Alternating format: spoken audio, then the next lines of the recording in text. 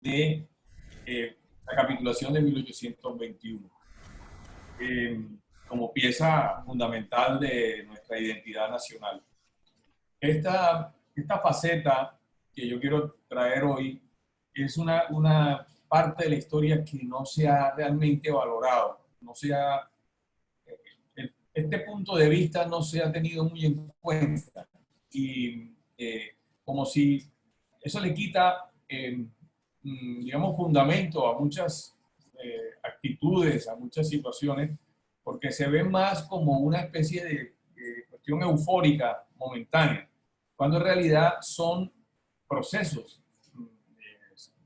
intelectuales, culturales, que llevan muchos años. O sea, que nuestro proceso de independencia no respondió a una oportunidad simplemente porque Fernando VII o porque había un grupo de personas con intereses privados sobre el territorio, o una euforia popular, o una insurgencia, digamos, sin fundamentos. No.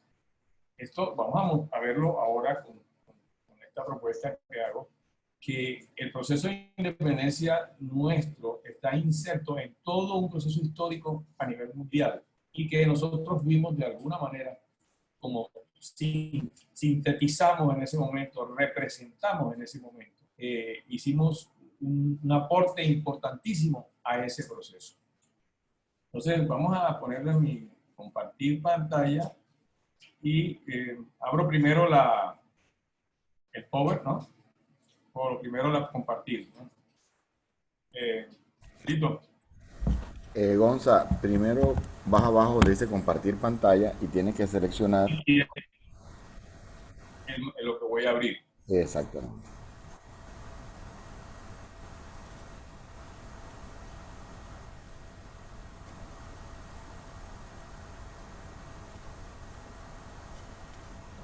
Listo. Listo, ahí te vemos. Okay. Entonces, eh, la revolución liberal y sus repercusiones en América y España. Este pensamiento liberal es el que ahora mismo está en tela de juicio a nivel universal. Hay teorías de conspiración en que se dice que va a ser suprimido. Hay detractores que dicen que ha sido un error de la humanidad y que ha generado pobreza, que ha generado conflictos. Se le quiere unir de alguna manera, enlazar con las teorías socialistas, con las teorías comunistas, cuando en realidad es exactamente lo contrario. Eh, no se entiende realmente, es una cosa que hay que estudiar bien, en qué momento socialismo y liberalismo se pueden unir, ¿no? En algún momento de la historia sucedió en Colombia con el Partido Liberal, por ejemplo, que empezó a tener tendencias socialistas. Pero el pensamiento liberal en realidad es exactamente lo contrario, ¿no? Y empecemos por un concepto que para mí es fundamental en la historia nuestra. Y yo pienso que la primera oleada de revoluciones de América Latina, esta que ocurre en 1810, está fundamentada en la búsqueda de una igualdad de derechos entre peninsulares y criollos, y en el pensamiento liberal más que en una idea de autodeterminación. Vamos a pasar aquí la...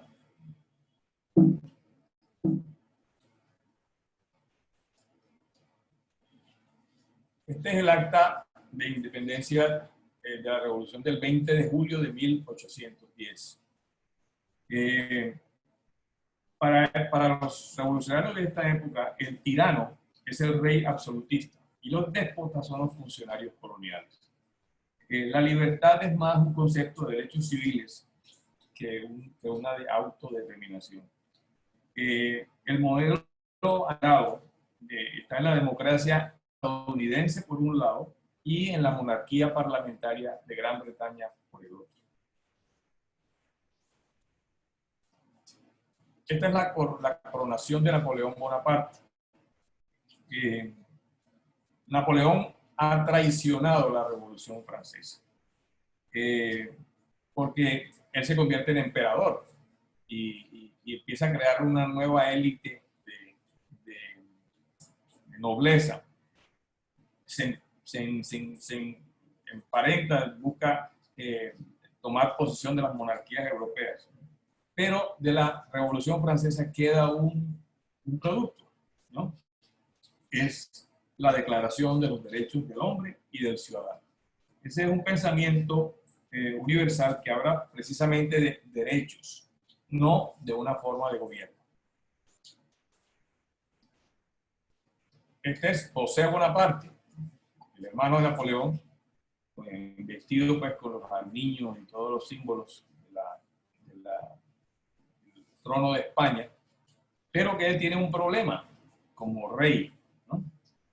En España la desobediencia generalizada al nuevo monarca José Bonaparte se fundamenta en el hecho de que ha sido impuesto sin la legitimidad del derecho divino que otorga la Iglesia Católica Española, que es la que tiene el gran dominio sobre el pueblo raso español. Napoleón, para hacerse coronar, él se va a Milán y aquí está el Papa, el obispo de Milán, o sea, se hace ungir de un derecho divino de gobernar. Eso no lo logra José Bonaparte porque él lo impone. Además, es como un funcionario que él nombra en España, pero la Iglesia Católica no lo acepta. Y esa es su gran tragedia. Este es un plano viejo de Europa, pero inglés, visto desde Inglaterra, ¿no? Esa ausencia de poder que genera la no legitimidad del rey José I Bonaparte se convierte en una oportunidad para que los liberales españoles redacten en Cádiz una constitución. Proponen una monarquía parlamentaria, porque para los liberales españoles el modelo es Inglaterra. Incluso ellos, la mayoría de los intelectuales del liberalismo español viven en Inglaterra, porque antes de la invasión napoleónica, ellos, perseguidos por la corona, han tenido que emigrar a Inglaterra. Son filo ingleses 100%. Y pues vamos a ver después dos de estos personajes que son importantísimos para la historia española. La Constitución de Cádiz es una pieza fundamental de la historia de América. Ellos no consideran una democracia como la de Estados Unidos, una presidencia sin rey, porque el rey, como hoy, todavía sigue siendo, por los problemas que ahora tiene España, sigue siendo un símbolo de unión nacional. Entonces, España es un reino y es una tradición que viene de cientos de años y es la razón de existir de España. Entonces ellos arman toda su constitución liberal, de pensamiento liberal, pero conservan el rey como un símbolo, una monarquía parlamentaria. ¿Qué pasa en Hispanoamérica? Hispanoamérica conoce llegan las noticias, llegan las propuestas, ahora las miramos, y los hispanoamericanos liberales también se dividen. Hay quienes están de acuerdo con una monarquía parlamentaria, es decir, son filo ingleses o filo españoles, y hay otros que son drásticos porque tienen su ideal en lo que sucedió en los Estados Unidos. Es la República de los Estados Unidos sin rey, la que ellos consideran que es la adecuada. Entonces, eso crea una división que es la que se manifiesta en esas diferencias que hay en las discusiones que hay una vez que se estalla la revolución aquí en la Nueva Granada. Este es el mapa de América, básicamente para ver la América hispana. En realidad, España lo que tenía era la costa pacífica, una línea que venía desde California, pasaba por Centroamérica, Nueva Granada, Perú, Chile, Bolivia y hasta Argentina, la Patagonia, Al sur había una especie de espacio indígena que no tenía un dominio específico. Pero básicamente es una línea, un imperio lineal, ¿no? Que tiene una salida al Caribe. Cuba, Puerto Rico y la costa de Venezuela y Colombia, básicamente, porque la costa de Centroamérica, con excepción de Veracruz, mira al Pacífico, ¿no? Entonces, ¿cuál es el problema de las revoluciones de esta primera república? El problema fundamental es que no hay un liderazgo regional ni continental, sino son intelectuales, abogados, que tienen su ámbito de poder solo en los cabildos de sus provincias. Por eso, finalmente, termina reuniéndose en una congregación, una federación de provincias, pero no hay en esa primera república un liderazgo regional. Hay personajes como Antonio Nariño, como Francisco de Miranda o Eugenio Espejo, que vamos a ver enseguida, el quiteño, que tienen ascendencia regional, reconocimiento regional, pero no son pensadores, son intelectuales y no son líderes, ni militares ni políticos. El liberalismo empieza en Inglaterra, es un invento inglés, ¿no? Que aparece entre los siglos XVII y XVIII. Es una filosofía política que propone las libertades individuales, la igualdad de todos los individuos ante la ley y, una cosa muy importante, el control del Estado, el control del gobierno, ¿no? Para que no cometa abusos, ¿no? Proponen la democracia y el Estado de Derecho. En lo económico, buscan suprimir el control estatal, es exactamente lo contrario del socialismo, ¿no? Y el libre mercado, la eliminación de las barreras comerciales, es decir, libertades civiles reguladas por la ley y una economía de mercado. Esto empieza en 1646 con unos disidentes del ejército de Oliver Cromwell. Oliver Cromwell es el Lord Protector de Inglaterra que corta la cabeza a Carlos I y convierte a Inglaterra, Escocia e Irlanda en una república llamada la Mancomunidad de Inglaterra. Estos disidentes son conocidos como los levelers o niveladores, liderados por John Longbourn, si lo pronuncio bien, que habla más inglés, Longbourn.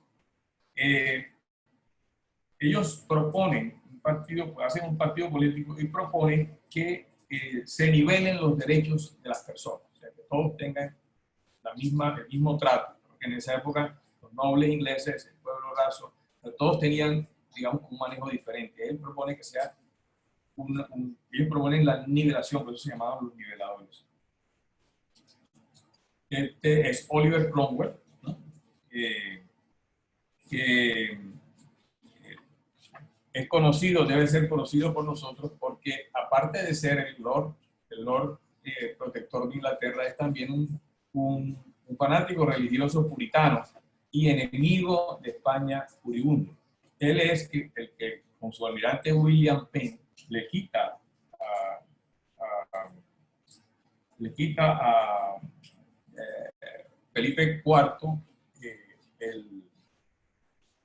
la isla de Jamaica, ¿no? Y después viene hacia Cartagena. Este es John Lilburn, ¿no? Bueno, la idea de este señor es que los hombres nacen libres y poseen derechos que residen en el mismo individuo. Una libertad que solo está limitada por los derechos de las otras personas. Eso para nosotros ya es muy común. En esa época es una revolución y solo sucede en Inglaterra, ¿no? Sostienen también que las acciones del gobierno deben contar con la aprobación de los gobernados. Son dos conceptos completamente revolucionarios para la época. Este es el documento de los Levelers, ¿no?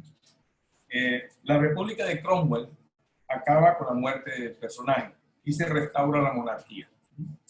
Pero las ideas de los niveladores subyacen, o sea, ya están, ya se presentaron a la humanidad de alguna manera.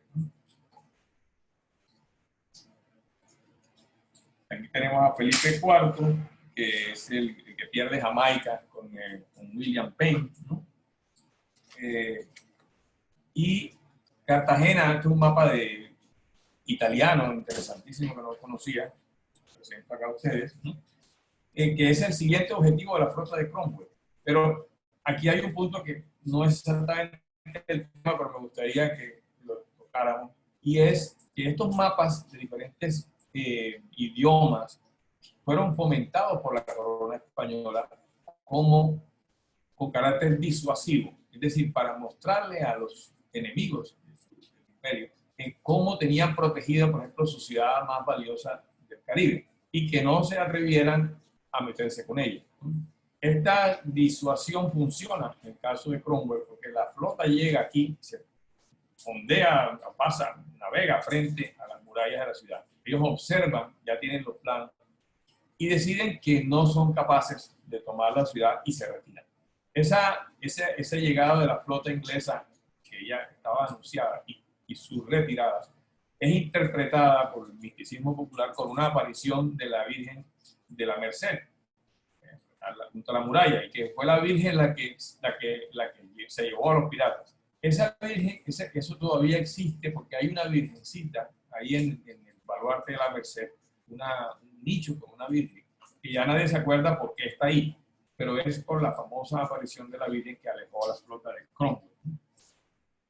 De Jamaica también escapa William Carr, que es el diseñador, Richard Carr, perdón, que es el diseñador del castillo de San Felipe de Barajas, que se construye a toda velocidad. Pedro Zapata de Mendoza lo hace construir rápidamente para eliminar el punto ciego de la defensa de la ciudad frente a esa posible invasión inglesa. Entonces, 43 años después de los niveladores, hay una coyuntura en Inglaterra porque hay dos reyes al mismo tiempo con igual poder, que son Guillermo III de Orange y María II. Ellos comparten el trono de Inglaterra ante la abdicación de Jacobo II, el rey. Es la llamada Revolución Gloriosa, una revolución en la que interviene un ejército invasor, pero que no hay una guerra realmente, ¿no? Gloriosamente llegan a un acuerdo que dan estos señores, pero entonces hay un control sobre ellos y es donde empieza la monarquía parlamentaria en Inglaterra, ¿no? El sistema que gobierna el país hasta nuestros días. Esta se hace entonces una carta de derechos, que es digamos que el primer documento de un gobierno liberal, ¿no? La carta aprobada por el Parlamento en 1689, donde se enumeran derechos y libertades considerados esenciales y la protección de esos derechos contra posibles abusos de los gobernantes. Este personaje que está acá es John Locke, ¿no? Es el padre del liberalismo moderno. Estas ideas liberales son inspiradas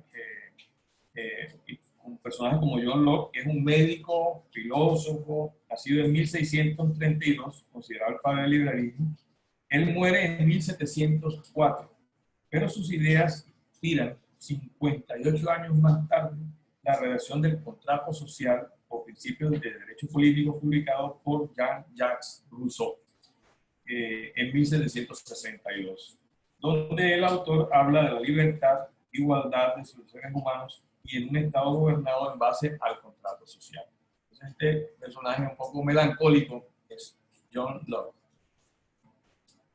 Jean-Jacques Rousseau, que nació en Suiza en 1712, es un escritor, pedagogo, botánico, filósofo, cuyas ideas influyen en la Revolución Francesa y en el concepto de la República moderna.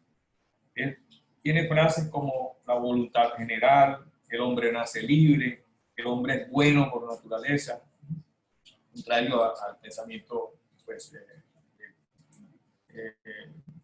puritano y luterano de que el hombre pues, nace pecador, ¿no?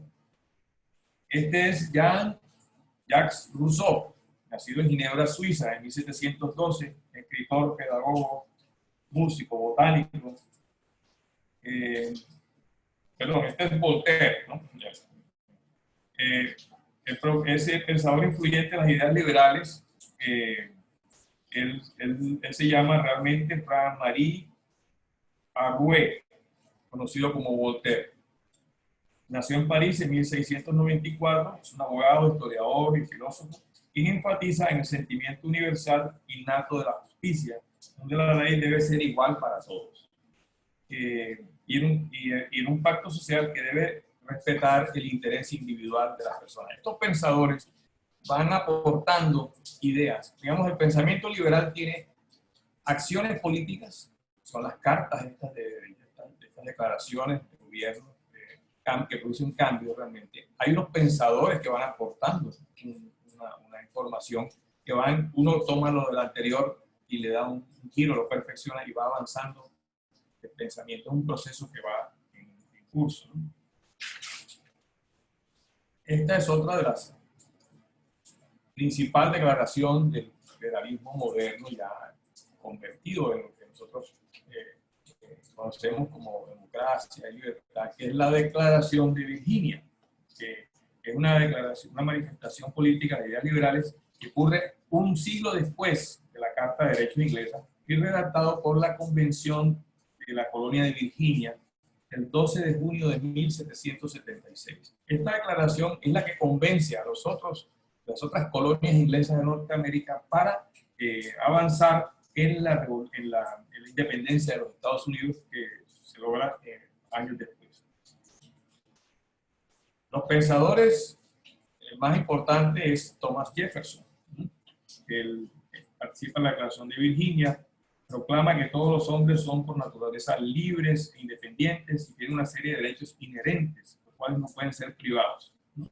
Es el antecedente, esta Declaración de Virginia es el antecedente de la Declaración de los Derechos del Hombre y del Ciudadano, ¿no? Que es proclamada 13 años después, ¿no? En medio de la Revolución Francesa. Esta es la firma de la Constitución de los Estados Unidos, ¿no? Que se concreta en 10 enmiendas de la Constitución, que entran en vigencia en 1791.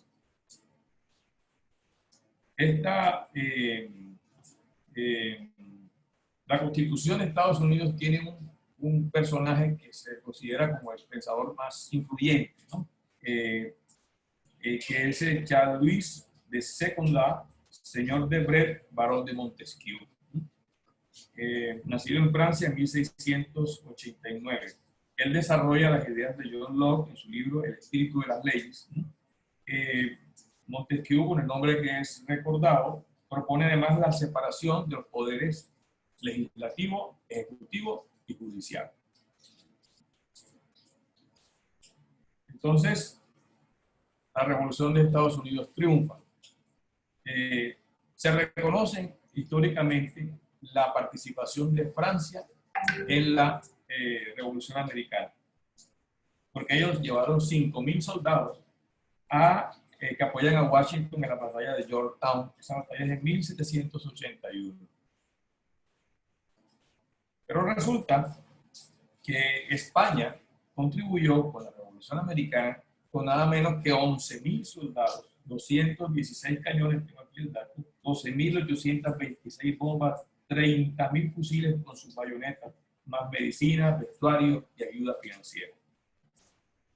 Lo que pasa es que esta ayuda fue secreta, porque fue una ayuda encubierta enviada por Carlos III, este rey que está acá, el rey reformador de la corona española, cuyas ideas pues, eran de corte liberal. Este personaje que está acá es Diego María Godorqui. Diego María Godorqui fue el funcionario encargado de coordinar el apoyo español a la independencia de los Estados Unidos. Y fue también el primer embajador de España en Estados Unidos.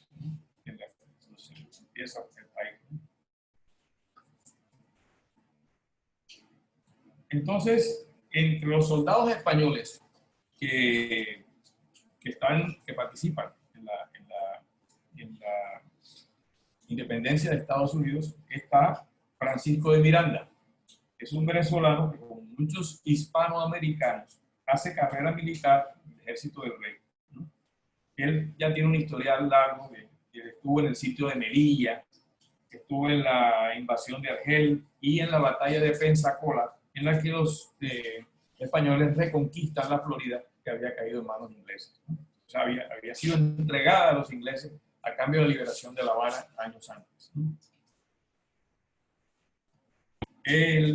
Como oficial español, Miranda colabora con el ejército continental en Boston y se involucra ideológicamente con el pensamiento liberal de la élite de la independencia norteamericana, especialmente con la logia masónica de San Andrés, fundada por George Washington.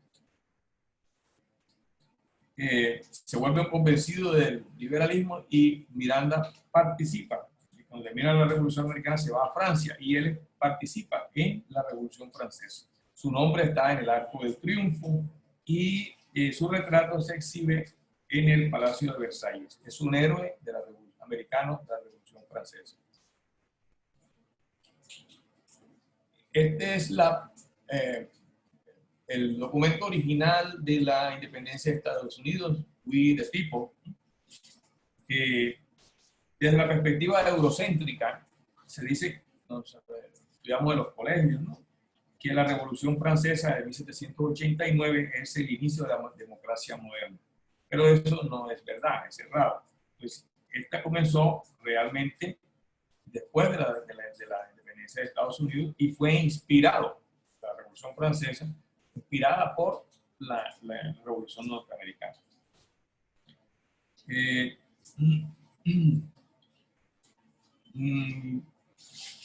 La Revolución Francesa fue más que un movimiento liberal, fue realmente el resultado de la exasperación popular apoyada por la burguesía y por aprovechando la decadencia de la nobleza cortesana, sumada a una crisis agrícola y la quiebra financiera del Estado francés. Los defensores los liberales franceses, defensores de las ideas de libertad, fraternidad, aprovecharon el campo fértil de la Revolución Francesa para sacar sus derechos del hombre y el ciudadano. Esta es la Declaración de Derechos del Hombre y Ciudadano, que tiene encima el sello masónico, ¿no? Fue un común denominador tanto de la independencia de Estados Unidos como de la Revolución Francesa. Este personaje, esta mujer muy bonita, se llama Hollande de Gauche. La Declaración de Francesa, lo que tiene de importante los derechos del hombre es que tiene una connotación completamente universal, o sea, no está hecha para un país ni para un problema específico, sino que es una declaración universal.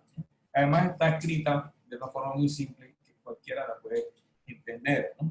Y además se hizo en Francia, y sobre las cenizas del reino más poderoso del mundo, o sea, es muy simbólica, ¿no? En 1793, Hollande de Gauche redacta la Declaración de los Derechos de la Mujer y la Ciudadana, que plantea la igualdad jurídica de las mujeres frente a los hombres. Y entonces vamos a la Nueva Granada. Hay una precedente de nuestra independencia muy importante, que para mí realmente es como el fundamento de nuestra independencia, que es la conspiración santafereña. La Revolución Francesa estalló en 1789, pero las ideas liberales ya viajaban por las colonias de Hispanoamérica en Santa Fe para 1784, es decir, 5 años antes. Ya funcionaban en secreto las tertulias políticas, que fomentaron toda esta generación revolucionaria nuestra, que además tuvieron un suceso importantísimo que vamos a ver enseguida. Pero estas primeras tertulias santafereñas estaban solamente en el plano intelectual. No había ni siquiera una idea, ni una forma de actuar. Sin embargo, era un pueblo pequeño, ¿no? Aquí está un poco más grande, esto es principios del siglo XX, pero era un pueblito pequeñito y claro, lo que se discutía en esas tertulias llegó a oídos de la administración colonial. José Celestino Mutis, que es el director de la expedición botánica, la buena parte de los tertuliantes de esa época, los tertulios que discutían las ideas de libertad, las ideas pertenecían o hacían parte de su organización de la expedición botánica. Y entonces, cuando se le comentó a Mutis, él decía, los mozos son imprudentes, o sea, no le dio realmente importancia. Las reuniones, las tertulias se hacían donde el doctor Juan Dionisio Gamba y la casa de Antonio Nariño. En esas reuniones se leía la prensa de Inglaterra, que llegaba de contrabando, y se componían versos satíricos contra la autoridad colonial o la religión católica. Allí llegaron las primeras noticias de la Revolución Francesa, los derechos del hombre, y Nariño decidió traducirlos al español, en su imprenta patriótica. Este es un sello de correos con el Colegio Mayor de Nuestra Señora del Rosario, que es el protagonista, el escenario donde se cocina nuestro proceso de independencia. Esta prensa, todos estos libros que llegaban a Santa Fe, necesariamente o muy seguramente pasaban por Monpós o por Cartagena, como contrabando. Y la élite, los hijos de la élite cartagenera, estaban todos además en esa época como estudiantes en el Colegio Mayor del Rosario. Uno ve como un denominador entre los mártires de Cartagena está el Colegio Mayor del Rosario. Tenía un sistema educativo muy interesante, democrático, donde los estudiantes podían decidir hasta quiénes eran sus profesores. Y Antonio Nariño, ¿no? Durante la noche del 18 de agosto de 1794, 6 años antes, 1800, ¿no? Los intelectuales santafereños pasaron a los hechos. La ciudad amaneció empapelada con pasquines contra el virrey José Manuel de Espeleta. Entonces se abre una investigación en una ciudad tan pequeña, ¿no?, en la que resultan implicados 4 estudiantes del Colegio del Rosario, junto con Antonio Ladillo, José Caicedo, Enrique Umaña, voy a leer una lista de nombres, Pedro Pradilla, Pedro Fermín de Vargas, que ya no vivía en Bogotá, Juan Dionisio Gamba, Francisco Antonio Sea, el médico francés Luis de Riu, el portugués Manuel de Froes, José María Cabal, Carlos Umaña, Bernardo Cifuentes, Pedro Pradilla, Ignacio Sandino, José Ayala y Sinforoso Mutis, que es un sobrino de José Celestino Mutis. Prácticamente toda la intelectualidad santafereña que fue encarcelada. Esta es la traducción al español de la imprenta patriótica de Antonio Nariño, ¿no?, la Declaración de los Derechos del Hombre. 2 días más tarde de la captura de estos intelectuales, el 20 de agosto, hay una denuncia, miren bien, donde se habla de una conspiración para establecer en el nuevo Reino de Granada nada menos que la Constitución de los Estados Unidos de América. Entonces, la investigación se extiende y en la lista de implicados incluye a la mayor parte de los estudiantes del Colegio Mayor del Rosario. Esta hoja con la traducción de los derechos del hombre, la encontraron en la casa del médico Luis de Riu. los, la Real Audiencia procesa a los implicados en la conspiración santafereña, ¿no? Incluyendo a Antonio Nariño, y son sentenciados y embarcados para España, para que rindan cuentas ante el Consejo de Indias, ¿no? Los reos salen de Santa Fe rumbo a Cartagena de Indias el 3 de octubre de 1795, 5 años antes de 1800. En 1795, después de haber estado un año detenidos en Bogotá, carcelados en Bogotá. Ahí son internados en el castillo de San Fernando de Boca Chica, en las mazmorras del castillo de San Fernando. Cuando la gente visita el castillo le dicen que ahí estuvo Antonio Nariño. Estuvieron todos los intelectuales santafereños y muchos estudiantes del Colegio de Rosario. Estuvieron por 4 meses hasta que fueron embarcados para España, para Cádiz. Llegaron a Cádiz el 18 de marzo de 1796.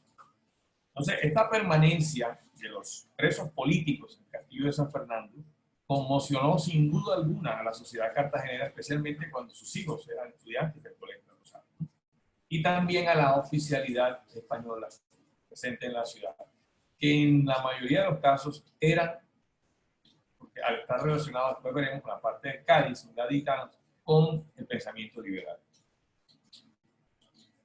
Este es el edificio del Consejo de Indias, donde fueron llevados, ¿no?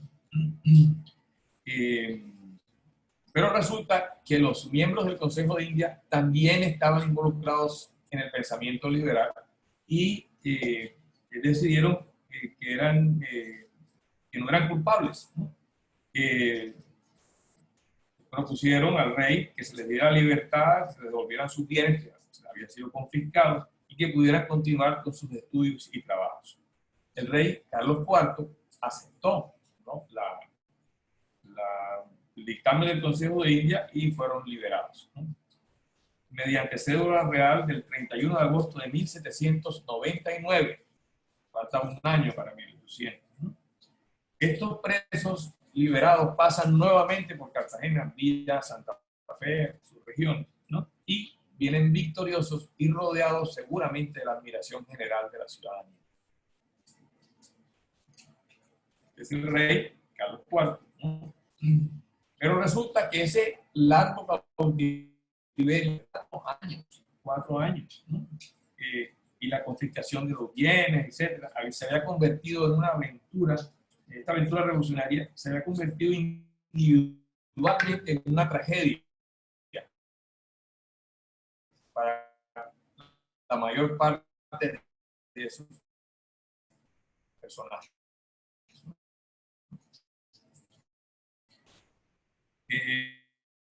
Por ejemplo, Luis de Río, él encuentra a su regreso que su esposa murió en la pobreza y que su hijo fue rescatado por unos amigos. Por eso sobrevivió milagrosamente y por lo tanto, estoy al aire, perdón. Sí. Y por lo tanto, no tiene nada que agradecerle al rey de España por su esencia de haberlos liberado. 4 años de cautiverio, confiscación de bienes, y en este caso muere su esposa, ¿no?, Fernando VII, ¿no? Hay un concepto que yo considero perfectamente válido, ¿no?, y es el uso de la figura de Fernando VII como una máscara por los independentistas hispanoamericanos para no crear susceptibilidades frente a los que no estaban convencidos de su causa. Porque en el momento en que Fernando VII está preso en Francia, hay un nuevo rey que impone Napoleón. Napoleón es en ese momento el ejército invencible. O sea, ¿quién iba a vencer a Napoleón? O sea, lo más probable es que el desenlace de los acontecimientos iba a ser que se quedara el rey francés y que nunca más volviera la dinastía de los Borbones. Entonces, cuando una provincia dice que hace como la 20 de julio, dice que acepta al rey Fernando VII siempre y cuando él venga a reinar entre nosotros. Y eso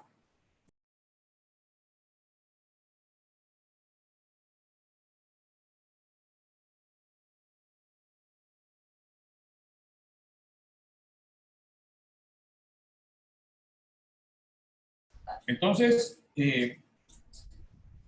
Fernando VII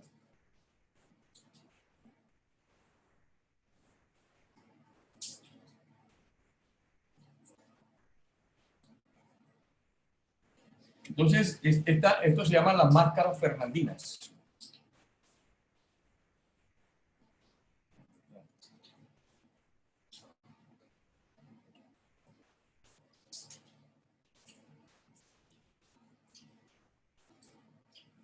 Y nuevamente pantalla. ¿No? Sí. Entonces, esto es lo que se llama, que se ha llamado las máscaras fernandinas. Máscaras, o sea, que en realidad no era una aceptación real, ¿no?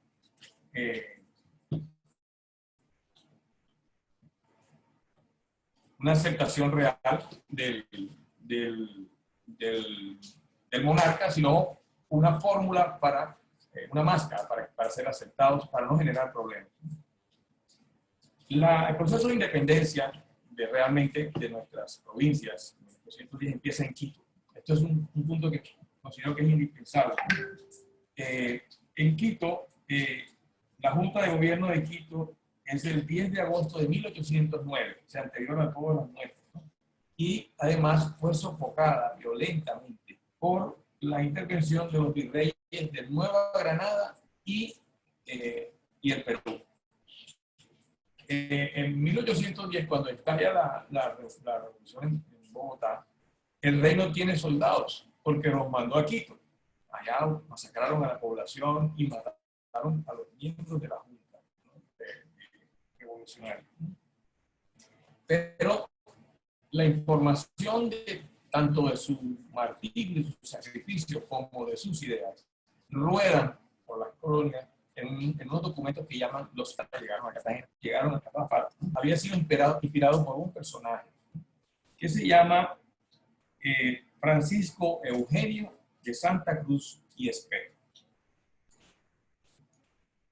Este es el doctor Francisco Eugenio de Santa Cruz y Espejo, ¿no? Nació en Quito en 1747 y es hijo de un indígena de Cajamarca con una mulata, que a su vez es hija de una esclava liberta y de un español nativo de Navarra. El apellido de Santa Cruz y Espejo fue adoptado por su padre, indígena, para contar pues, los orígenes indígenas de su hijo, porque milagrosamente él había nacido con rasgos hispanos, con los rasgos hispanos de su abuelo materno.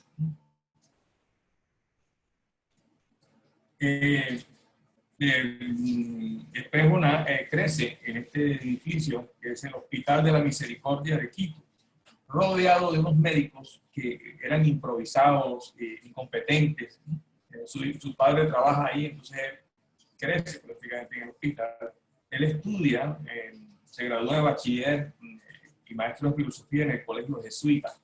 Él crece con el pensamiento de los jesuitas, ¿no? En el colegio de San Gregorio, obtiene el título de doctor en medicina en la Universidad de Santo Tomás y finalmente el título de Derecho Civil y Canónico.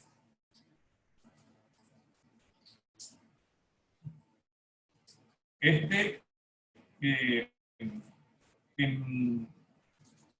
1772, Espejo empieza a ejercer la medicina en Quito, al tiempo que escribe una prosa satírica. Escribió muchos libros. La prosa satírica contra los responsables de los males de su ciudad, de Quito. Él presenta un informe al Cabildo en 1785, donde afirma que las epidemias que atacan la ciudad son fomentadas por la ignorancia, las deficientes condiciones sanitarias y por la mala formación de los médicos. Es encarcelado por sus críticas, ¿no? Este personaje es Juan Pío Montúfar, ¿no? Que es su protector, ¿no? Espejo es encarcelado en 1878 y al salir libre por falta de pruebas, viaja a Santa Fe.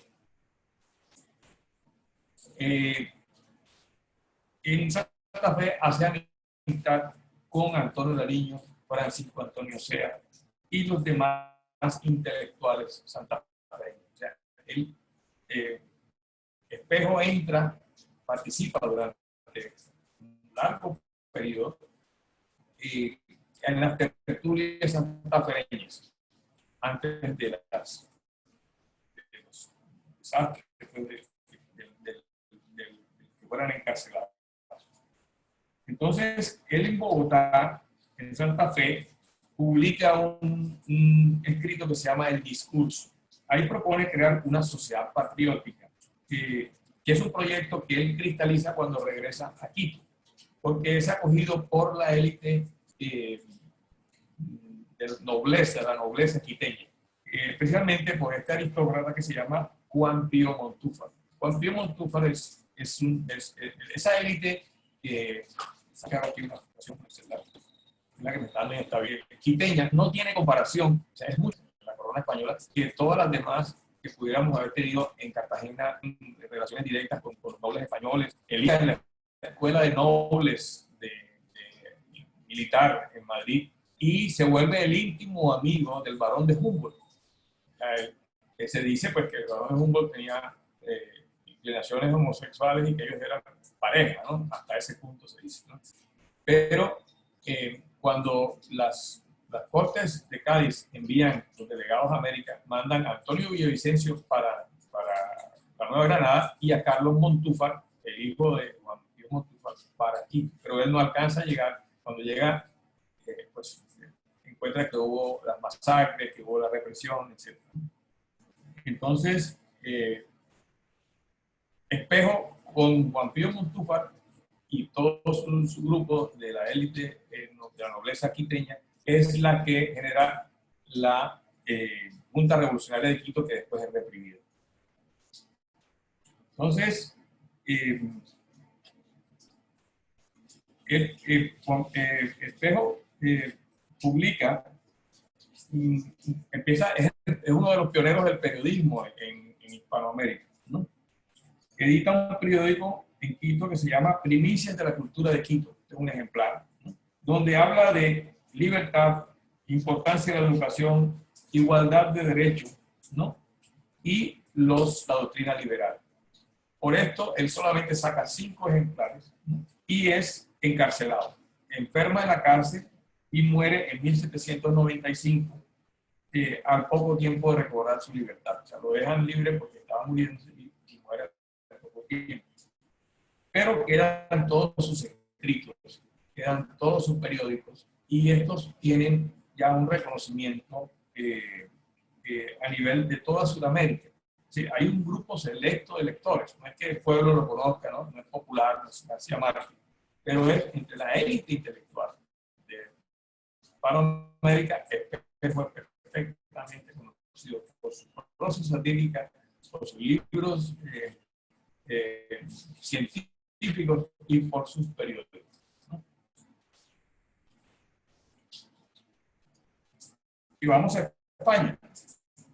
Este personaje se llama José María Blanco White, ¿no? Él nace en Sevilla el 11 de julio de 1775 y es pensador, teólogo y periodista español, tal vez el más importante de la primera mitad del siglo XIX. Él estudió para sacerdote, pero después abandonó la religión y es el editor de los periódicos El Semanario Patriótico y El Español. Estos funcionaron entre 1810 y 1814 y es la fuente más importante de información para España e Hispanoamérica, ¿no? De las doctrinas liberales. Estos periódicos de este señor debieron llegar seguramente a Cartagena y a todas las ciudades de la Nueva Granada. Entonces, él escribe desde Inglaterra, porque él está exiliado en Inglaterra. Este es un ejemplar del español, José María Blanco White, Blanco Blanco, digamos decir, ¿no? También este personaje es uno de los pocos españoles que se interesa por la problemática hispanoamericana. O sea, de allá para acá nadie mira. Son pocos realmente, y este es uno de ellos. Él escribe: si las Américas son provincias de España, y tal como se había proclamado por Real desde el 2 de enero de 1809, iguales deben ser con ellas en derechos, sean cuales fueren las consecuencias. El equidad y equidad absoluta es lo único que puede haber entre los dos pueblos. Este es otro que se llama Álvaro Flores Estrada, nace en 1776 en Pola de Somiedo, es diputado de Asturias cuando la invasión napoleónica y participa en los primeros momentos de la revolución con bandos y proclamas. Es un defensor absoluto del liberalismo de izquierda, o sea, el liberalismo que ahí donde hablábamos con tintes socialistas, ¿no? Él es el que defiende la soberanía popular, la libertad de imprenta, la convocatoria democrática a las Cortes Generales, participa en ese proceso, ¿no? Y escribe un proyecto que se llama Constitución para la Nación Española, que es como el fundamento con el que se hace la Constitución de Cádiz. En 1811 escribe El examen imparcial de las diferencias de América con España, donde se preocupa de cuál es la relación de los españoles liberales con los del otro lado del océano. Escribe, funda un periódico que se llama El Tribuno del Pueblo Español, en el que muestra admiración por la filosofía de la Revolución Francesa. Es decir, Álvaro Francesada, ¿no?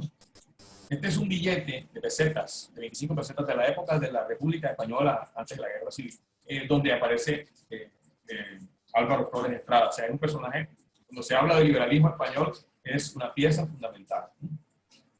Blanco White y Flores son de los pocos liberales españoles que se ocupan por la rebeldía de las colonias españolas en América. Flores, por ejemplo, considera que América puede ser con una relación adecuada, ellos podrían auxiliar a los españoles que desde hacía bastante tiempo venían con gravísimos problemas económicos, ¿no? Él dice, para auxiliar abundantemente a sus infelices compatriotas de Europa. ¿Sí? Veían a América como una solución. Y este otro personaje de nuestra historia, el pensamiento liberal fundamental, que es Pedro Fermín de Vargas. Hay toda una historia de amoríos muy publicada, y les dibuja un poco la imagen, el pensamiento real del señor, o sea, parte de ese escándalo, infidelidades, etcétera, que en realidad es uno de los más importantes precursores de nuestra independencia, ¿no? Pedro Fermín de Vargas, por ejemplo, en 1797, está confabulado en Venezuela con Francisco de Miranda, ¿no? Para la liberación de Venezuela. Hace parte del grupo que se reúne para discutir las ideas de libertad y justicia, etc., ¿no? También es egresado del Colegio Mayor de Nuestra Señora de Rosario, ¿no? Y también participó en la expedición botánica con José Celestino Mutis, ¿no? Es considerado el primer economista político de la Nueva Granada, amiguísimo condiscípulo de Antonio Nariño. Las autoridades virreinales lo persiguieron porque era considerado extremadamente peligroso por sus ideas y por su conocimiento de la economía neogranadina. Él escribe un famoso documento para el gobierno inglés donde pide ayuda para liberar a América, teniendo en cuenta que puede haber grandes negocios y muestra toda la realidad económica de la Nueva Granada. Las Cortes de Cádiz, ¿no? El 25 de agosto de 1811, miremos esto, el 14 de agosto es muy cercano al 11 de noviembre de 1811, ¿no? Es cuando se inician los debates conceptuales para la constitución política que convertirá al Imperio Español en una monarquía parlamentaria con territorios en Europa, América y Filipinas, reunidos bajo la corona simbólica de Fernando VII. Entonces, la idea es que todos los ciudadanos de ambos lados van a tener los mismos derechos y deberes. Entonces, esta constitución, esta reunión de Cádiz, todos los personajes que están reunidos aquí pertenecen al pensamiento liberal y están aprovechando la coyuntura de que Fernando VII está preso y que hay un rey que se considera ilegítimo. Esta es uno de los documentos que generan la reunión de las Cortes, ¿no? Esta Corte tiene como función principal de redactar la constitución del nuevo Estado español ultramarino. Pero tienen un problema. Ellos encuentran un problema que es el momento en que se dan cuenta de que si incluyen a toda la población de América, los mestizos, indígenas, etcétera, van a ser una mayoría, ¿no? Y cuantitativamente, con derecho de voto universal, van a quedar en desventaja frente a América. Entonces,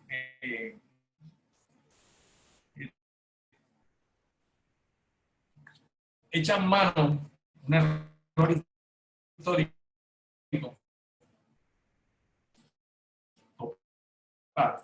¿no? de una institución que había usado la colonia por 300 años, ¿no? Y es el racismo. Ellos deciden que solo pueden ser ciudadanos los que puedan demostrar completamente su ascendencia europea. Dejan por fuera mulatos, negros libertos, ¿no? Y de lo contrario, el parlamento que se cree va a estar dominado por los americanos. Este es Antonio Villavicencio, un capitán de la Armada Española, que es enviado al nuevo reino de Granada, al antiguo virreinato pues, de Granada, a que convenza a los cabildos de que participen en esas cortes, que manden delegados y participen en esas cortes. Él es llamado, es un comisionado regio que está enviado por el Consejo de Regencia que reemplaza al rey. Es el personaje adecuado porque está emparentado con la élite cartagenera, nieto de Marqués del Premio Real, es quiteño, también está emparentado con los que. Por eso tiene esa importancia, porque tiene la relación con los quiteños, los nobles quiteños. Este personaje llega el 22 de mayo de 1810 a Cartagena, procedente de Cádiz, ¿no?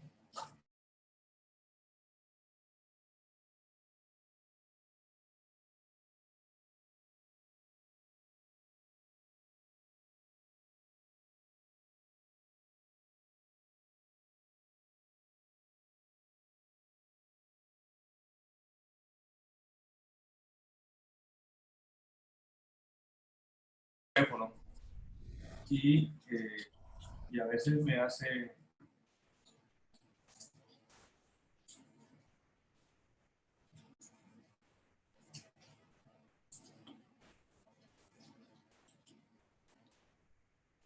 Estoy al aire. ¿Listo? Ya puedes iniciar. Ok, bueno.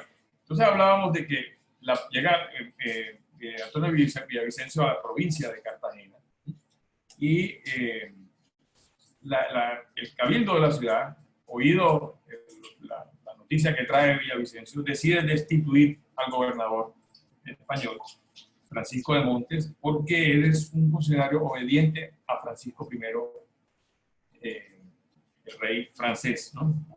Bonaparte. Perdón, no, José I Bonaparte. El gobernador es embarcado para La Habana, en el mismo barco donde viene Villavicencio, y entonces en Cartagena empieza la discusión sobre los que son admiradores del proceso inglés de la monarquía parlamentaria que están proponiendo los españoles y los que consideran que es mejor una solución drástica y tomar el camino de la Revolución Americana de los Estados Unidos, es decir, liberalismo total sin la intervención de un monarca. Este es lo que crea los dos partidos. O sea, aparte de eso, hay otro elemento en juego, y es que una independencia no se puede hacer solo por una provincia. O sea, los Estados Unidos fueron 13 colonias que se unieron, ¿no? Y acá solo es una sola provincia. Sin embargo, es una provincia grande, es más grande que Costa Rica. Tiene bastantes habitantes, ¿no? Tiene un buena manejo económico, pero resulta que Cartagena es el final de una serie de caminos. O sea, la Nueva Granada realmente son unos caminos que vienen desde Popayán, vienen desde Santa Fe, vienen desde Socorro y confluyen en Cartagena, y los comerciantes de Cartagena son la élite, los ricos de Cartagena son comerciantes, no terratenientes. O sea, hay algunos pues, que tienen sus intereses en la zona de Monpós, la región Monpósina y en el Valle del Sinú, pero la riqueza más grande de Cartagena es su comercio. Entonces, el no contar con el consenso de las otras provincias, pues es un problema. O sea, hay tantos esos dilemas, ¿no? De lo que sí no es irreductible. El Cabildo de Cartagena es que lo que va a suceder en el futuro va a ser, primero, democracia. Segundo, libre comercio, ¿no? Aunque es mejor esperar las noticias de España, ¿no? O sea, ¿qué va a pasar en las Cortes? Esta es la goleta correo que llega, es un cuadro, pero es un tipo de goleta correo española, ¿no? Que llega con las famosas noticias que están esperando. Llega en los primeros días de noviembre de 1811. La goleta desembarca sus baúles correo que son llevados a la Mujer de la Contaduría, pero la marinería desembarca en el arrabal de Getsemaní y ahí se cuentan las historias, ¿no? Estoy al aire, Víctor. Hola.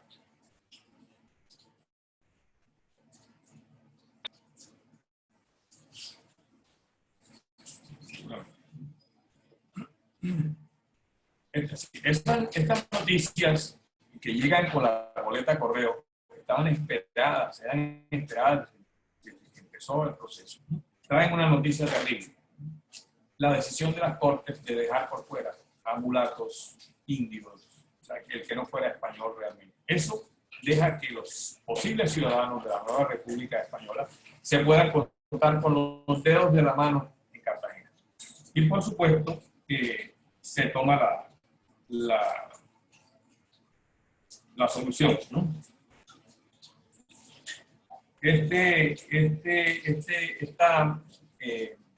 Error histórico de las Cortes de Cádiz es la que desencadena finalmente toda la independencia de América. Es decir, muy difícil en América que hubiera una colonia que lograra reunir las condiciones que ellos exigían, que prácticamente los estaban marginando, ¿no? Entonces, ahí siguen los levantamientos de toda América, ¿no? Todos en paralelo, llamémoslo así, ¿no? De Cartagena, termina en la Constitución, en la Declaración de Independencia, ¿no? El 11 de noviembre, como hablábamos el otro día, del día 11, del mes 11, no se sabe si a la hora 11 exactamente, pero que es un momento simbólico, se toma como un momento simbólico, ¿no? Para el inicio del Estado de Cartagena. Cartagena no espera a lo que decidan las otras provincias y declara una independencia absoluta individualmente, ¿no? Individualmente.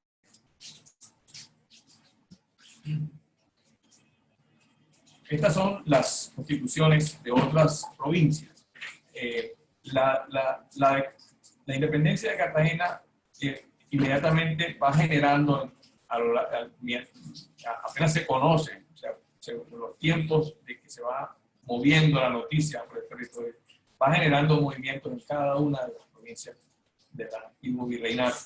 Y todas van haciendo, cada provincia hace su constitución separadamente, y esta es la Federación de las Provincias Unidas de la Nueva Granada. Ellos deciden reunirse ya, no como un Estado en realidad, sino como una confederación de provincias similar a la que maneja actualmente y por 700 años lo ha hecho, por ejemplo, a Suiza. O sea, que ellos tienen unas autonomías totales, no hay un presidente visible ni un gobierno central, ¿no?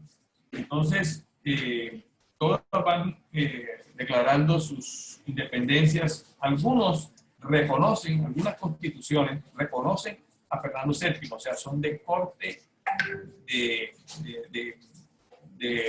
monarquía parlamentaria, y otras son independencias absolutas. Pero están reunidos todas bajo una organización que son las Provincias Unidas. Hay conflictos entre ellas, hay conflictos porque Cundinamarca no quiere participar inicialmente.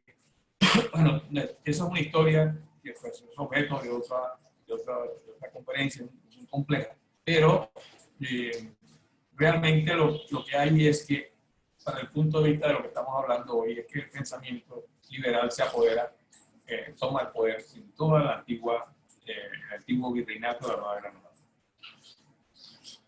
Están las Provincias Unidas, la bandera inicial, que es la cuadrilonga, después adoptan esta, que es la del departamento de Bolívar, ¿no? Y el escudo de la provincia.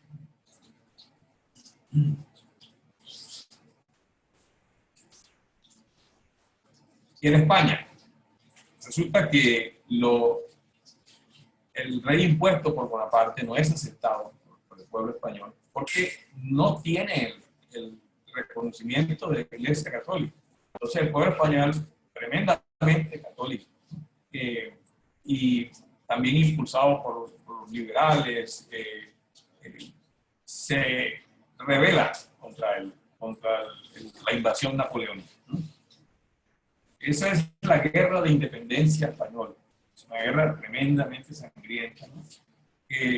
Mueren más de 800.000 españoles a consecuencia de la guerra, de las hambrunas y de las epidemias que genera la guerra, ¿no?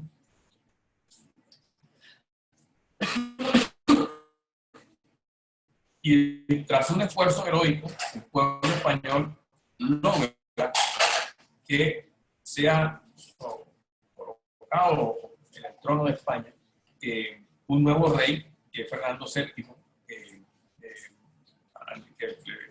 ya se consideraba el heredero natural y que había sido reconocido por las cortes, ¿no? Entonces, este proceso de la guerra civil, de la guerra de independencia española, generales, ¿no? Surgen generales como Pablo Murillo, y crea una situación anímica en España, donde la muerte está a la vuelta de la esquina, y donde hay unos soldados veteranos que han participado en una guerra sumamente cruel, ¿no? Estos personajes después vienen a América, ¿no? Este es el palacio de Vailance, ¿no? Donde después de perder 300.000 soldados en sus campos españoles, Napoleón Bonaparte decide restituir en el trono de España a Fernando VII, ¿no? Pero resulta que el tratado que se firma en el tratado de Bailancé no es aceptado por las Cortes españolas, por el gobierno republicano que está en Cádiz, ¿no?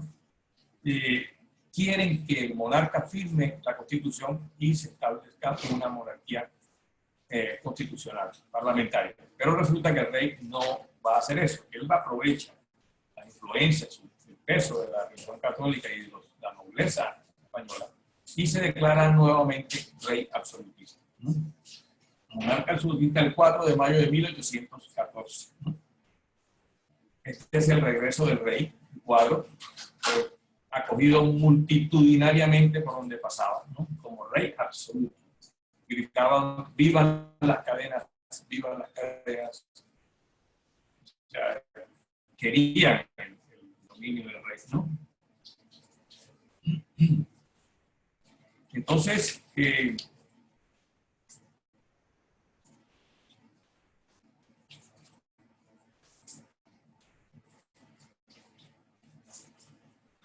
rey primero reprime a los liberales en España. Cierra universidades. Encarcela líderes. Fusila. Persigue. 14.000 españoles salen caminando por los caminos hacia Francia, como los venezolanos hoy en día, huyendo de las persecuciones de Fernando VII. Cuando consolida su persecución en España, entonces va por los liberales de Hispanoamérica, los que han creado esas famosas repúblicas, ¿no? en América, ¿no? A nosotros, para la Nueva Granada, envía a Pablo Morillo, que es un héroe de la guerra contra los franceses, y Pascual de Enrile, que es tal vez el criollo con más alta categoría en la Armada Española. Es decir, a general de brigada de la Armada Española. Pablo Morillo ejecuta a la élite intelectual de la Nueva Granada. O sea, él trae esa ficción. Pero realmente no tiene el éxito que se piensa, ¿no? Realmente su éxito solo dura un año, que es el año de 1816. Eso es algo que no hemos ubicado históricamente. 1815, hablemos de que Cartagena se rinde en diciembre. Las ejecuciones son en 1816, se entra a Santa Fe en 1816. Pero resulta que el 17 de julio de 1817, año siguiente, empiezan sus reveses, porque con la toma de Angostura, la ciudad más importante del río Orinoco, ¿no? Que es tomada por fuerzas americanas lideradas por Simón Bolívar. Esos reveses siguen, ¿no? Y viene, la situación se la agrava, ¿no? Con la derrota del 7 de agosto de 1819 en los ejércitos españoles en la batalla del puente de Boyacá, ¿no? Los últimos oficiales y todo lo que le queda en la Nueva Granada van a refugiarse detrás de las murallas de Cartagena de Indias. Pablo Morillo pide ayuda, pide refuerzos y se prepara en España un nuevo ejército, ¿no? ¿Me perdonas un segundito? Tenemos el agua caliente que usar. Entonces, se prepara un nuevo ejército para reforzar y eliminar toda esta naciente Gran Colombia. Este ejército, destinado a sofocar, lo ponen a cargo de los principales generales, pero resulta que este ejército se revela al rey antes de embarcarse para América. Y el amotinamiento es liderado por un personaje que es el coronel Rafael del Riego, que es este personaje que tenemos acá. Ese levantamiento generalizado de las tropas avanza hacia Madrid, ¿no? Y hacen que el rey, lo obligan a que el rey jure la Constitución de Cádiz y por 3 años, entre 1820 y 1823, España está regida por una monarquía parlamentaria y por un gobierno liberal, de pensamiento liberal. Entonces, este pensamiento liberal es el que permite que el 14 de junio de que permite que se reúnan Morillo y Bolívar en Santa Ana, en Venezuela, de Trujillo, y que logren un cambio del concepto de la guerra. Ya no es una insurgencia, ya no es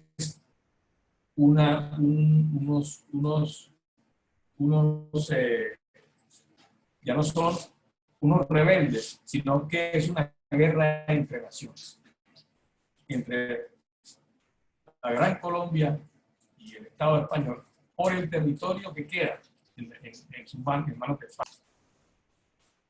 En Cartagena, ellos hacen un armisticio y regularizan la guerra.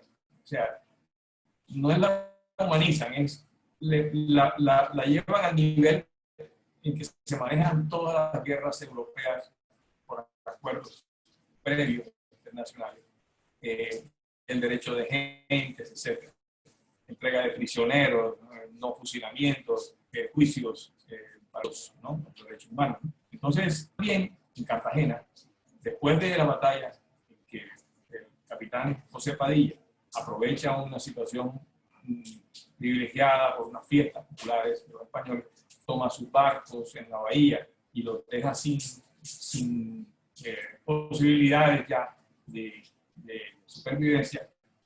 El brigadier, el coronel en ese momento, Gabriel de Torres y Velasco, recibe de La Habana orden del gobierno liberal, o sea, autorización del gobierno liberal, para hacer una capitulación digna para la salida de su ejército de la ciudad y la entrega de la ciudad.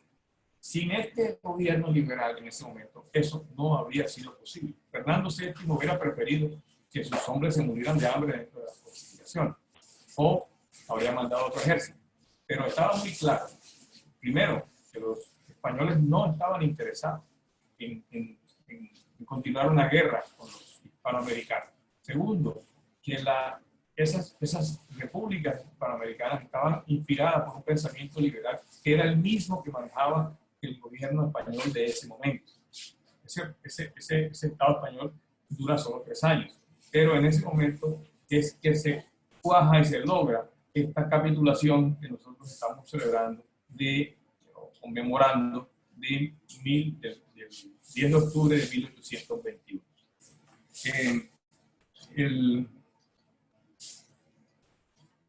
José Padilla, esta es la estatua de Riohacha, que es el artífice o sea, que facilita la entrega de Cartagena con su audacia militar.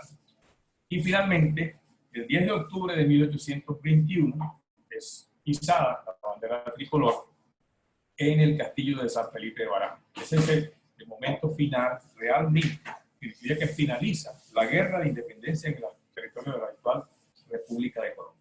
Yo voy a terminar la charla con este organigrama, como para entender el concepto. El pensamiento liberal nace en Inglaterra, va a los Estados Unidos, donde genera una independencia, un país nuevo, va a España, donde genera la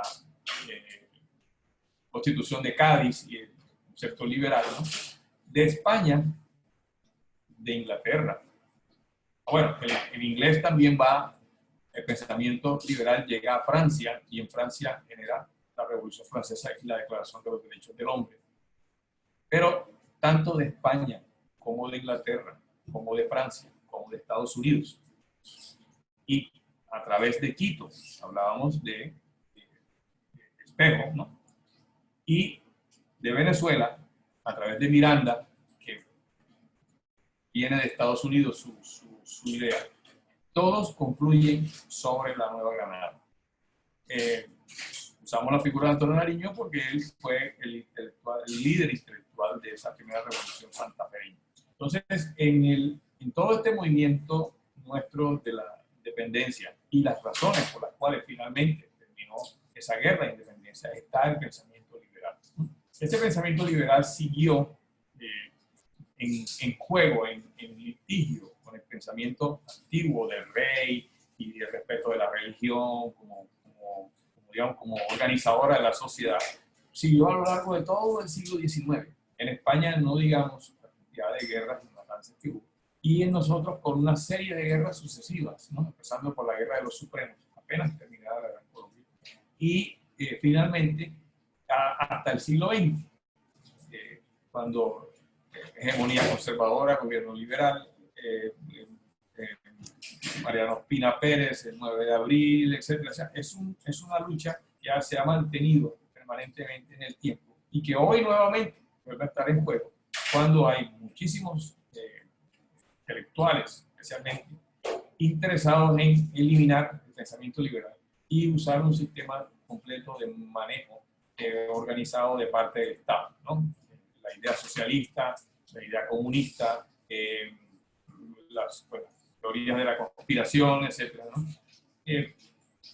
Argumentando que el sistema liberal no ha funcionado porque ha generado demasiada pobreza, desigualdades, etcétera, etcétera. Es otra discusión, pero a mí me parece importante resaltar que esta independencia nuestra no fue un alboroto, no fue una cosa de insurgencia aprovechando que el rey de España no estaba, ¿no? Y nosotros como desordenados o irresponsables tomamos posesión del poder. No, es todo un proceso que viene generándose desde el siglo XVII con el pensamiento liberal y que está en contraposición con un sistema de gobierno monárquico donde hay un rey que tiene un derecho divino, o sea, si no lo tiene, no es rey, que lo otorga a otro humano, ¿no? Es una cosa discutible, ¿no? Pero lo que tiene de ventaja el rey es que no hay discusión, o sea, todo el mundo obedece. Lo mismo que el sistema comunista. O sea, lo más parecido al comunismo es la monarquía absoluta, ¿no? Mientras que el pensamiento liberal es exactamente lo contrario. La gente decide, toma sus decisiones, es consenso, hay unos derechos individuales y ese derecho solo termina donde empieza el derecho de la otra persona, ¿no? Entonces, bueno, esta es la idea que he querido traerles hoy y que creo que puede ser un aporte importante para todo este proceso de valoración que estamos haciendo de la historia de Cartagena. Si hay alguna intervención, propuesta.